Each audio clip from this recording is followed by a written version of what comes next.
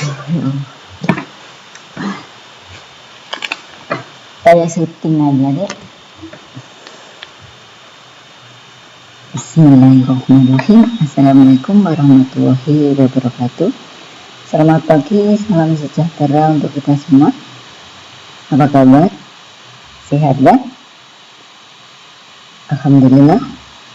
Ibu harap kalian tetap semangat biarpun dalam kondisi yang tidak menguntungkan untuk kita.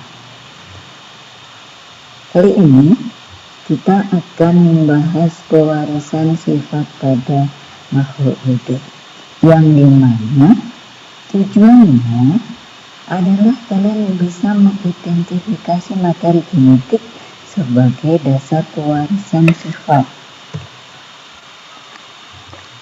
Pada pewarisan sifat makhluk hidup itu ada 3 materi yang akan kita bahas. Yang pertama adalah materi genetik, kedua hukum benda, dan yang ketiga adalah kelainan genetik. Di dalam materi genetik terdapat sifat-sifat organisme seperti struktur tubuh, penampilan fisik, fungsi organ tubuh, dan tingkah laku yang dapat diwariskan dari generasi ke generasi. Lalu bagaimana sifat-sifat organisme tersebut terdapat di dalam materi genetik dan dapat diwariskan pada generasinya? Nah, sebelum kita jawab pertanyaan tersebut, coba perhatikan 8 gambar balita di atas. Dari lahir, individu itu mempunyai atau terdapat ciri-ciri yang berbeda-beda. Antaranya ada yang mempunyai kulit terang, kulit gelap, rambut lurus, rambut keriting, mata sipit, mata bulat, badan gemuk, badan kurus, dan lain sebagainya. Kenapa kok bisa seperti itu? Atau kenapa kita bisa berbeda? Nah, ada materi genetik yang menyebabkan perbedaan pada makhluk hidup, itu disebut gen. Gen merupakan kode yang diwariskan generasi berikutnya yang menjadi penentu sifat makhluk hidup. Yang sebenarnya gen merupakan sepasang DNA yang menentukan sifat tertentu atau membawa ciri tertentu pada makhluk hidup. Di mana gen terletak di dalam kromosom dan kromosom terletak di dalam inti sel. Dengan demikian, gen itu dapat kita lihat di dalam inti sel dan bisa kita lihat di bawah mikroskop ketika sel itu sedang membelah. Nah, inilah namanya gambar kromosom. Kromosom merupakan benang-benang halus yang berfungsi sebagai pembawa informasi genetik pada turunannya, atau kromosom merupakan struktur berbentuk batang yang terdapat dalam inti sel yang homolog atau sama. Perhatikan gambar kromosom di bawah ini. Kromosom itu terdiri dari 2 bagian. Yang pertama adalah kepala kromosom, yang kedua adalah lengan kromosom yang kita sebut dengan sentromer. Nah, untuk masalah ini, fungsi sentromer ini adalah dimana nanti dia akan berubah menjadi benang-benang panjang berbentuk gelondong ketika sel itu membelah. muda yang lainnya, atau bagian lengan kromosom merupakan badan kromosom yang di sini pada lengan tersebut terletak atau terdapat gen yang membawa sifat beda. Kemudian tipe kromosom. Tipe kromosom ada dua. Yang pertama, kromosom tubuh, lebih dikenal dengan sebutan autosom, yaitu kromosom yang menentukan ciri-ciri tubuh makhluk hidup. Yang kedua, kromosom kelamin atau gonosom, yaitu kromosom yang menentukan jenis kelamin pada individu jantan atau betina kalau itu terdapat pada hewan atau tumbuhan. Sedangkan pada manusia yaitu pria atau wanita.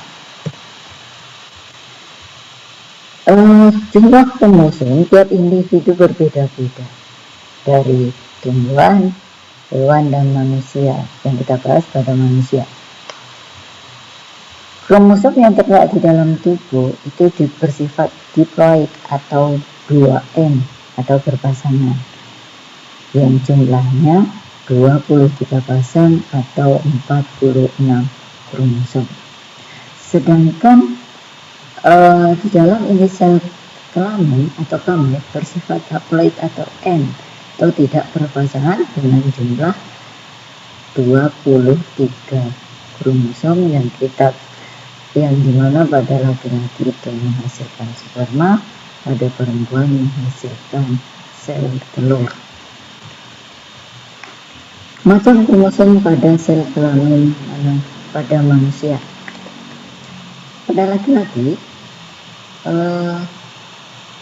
kromosom kelamin terdiri dari 40 buah atau 22 pasang autosom atau sel tubuh dan 1 buah sel kromosom yang disimbolkan dengan XY.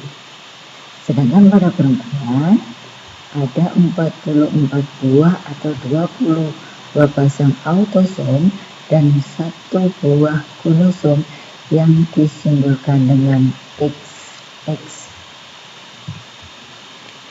Nah, di mana laki-laki ini menghasilkan sel kelamin jantan yang dikenal dengan spermatozoid yang tadi sudah disimbolkan dengan XY.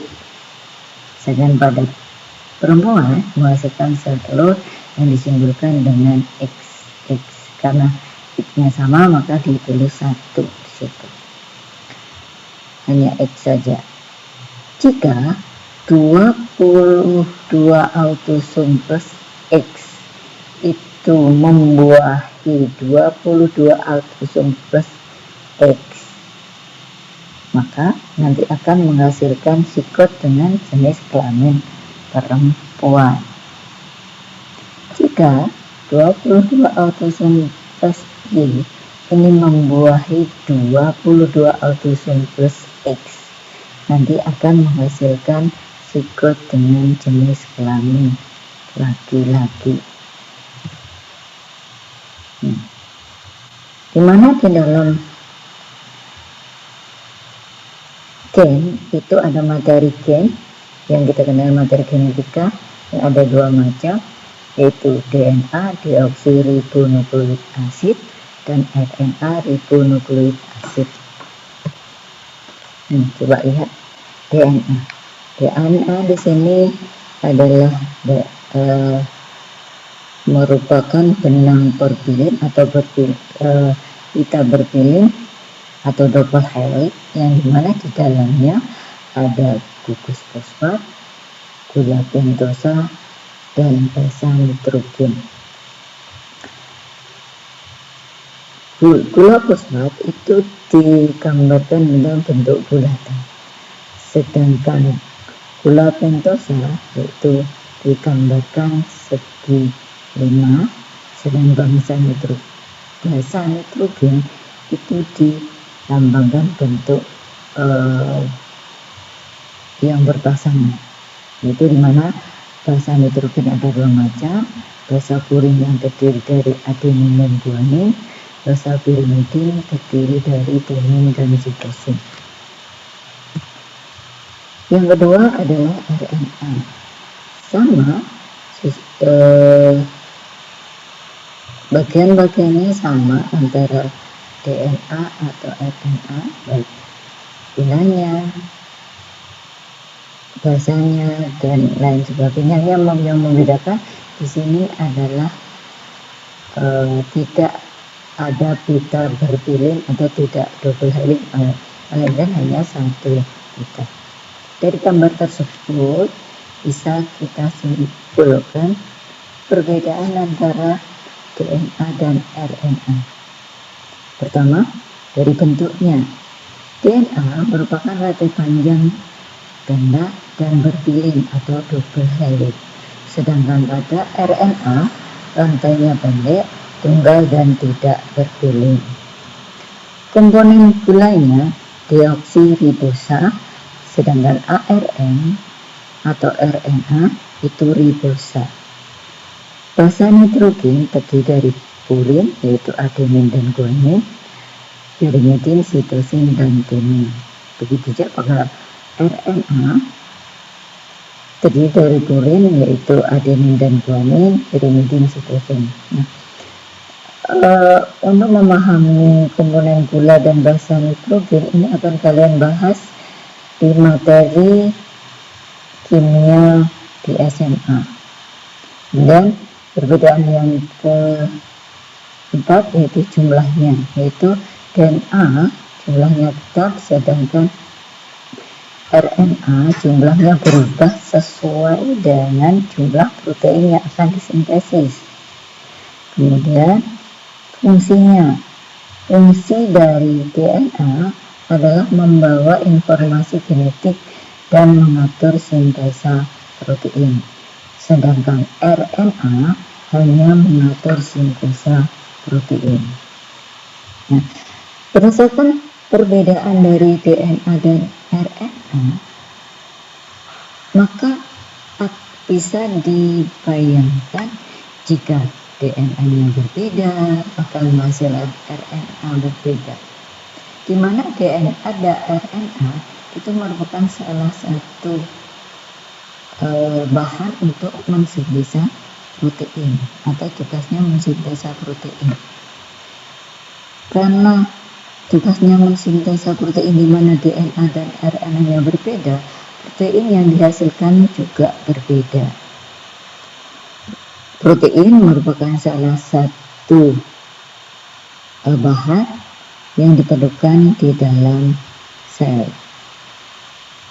Nah, kalau kurang protein, otomatis fungsi-fungsi sel akan berubah. Dimana kalau proteinnya berbeda, selnya juga berbeda. Kalau selnya berbeda, jaringannya juga berbeda. Kalau jaringannya berbeda, organ yang dibentuknya juga berbeda. Kalau organ-organnya berbeda, maka organisme yang didukungnya juga berbeda. Itulah makanya kenapa makhluk hidup di alam ini mempunyai sifat, struktur tubuh, dan ciri-ciri yang berbeda-beda karena DNA-nya berbeda, RNA-nya juga berbeda, sehingga mensintesa protein yang berbeda, dan dimana protein itu digunakan untuk pembentukan sel-sel, sel-selnya juga berbeda, jaringannya berbeda, organ-organ yang berbeda, maka organismenya juga berbeda. Itulah penjelasan singkat hari ini. Semoga bermanfaat.